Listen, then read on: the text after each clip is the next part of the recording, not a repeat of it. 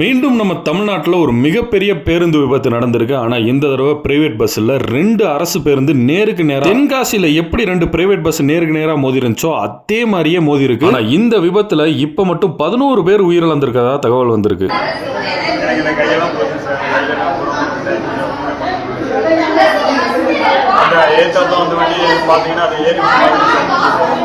நம்ம வண்டிக்கிட்ட நல்ல ஃபுல்லாக இறங்கி தான் போயிடும். ஃபுல்லாக வந்துட்டோம். அப்படி இருந்து நேருக்கு நேரம் அடிச்சுட்டு டிரைவர் ஸ்டேஜிலே மாட்டிட்டாரு.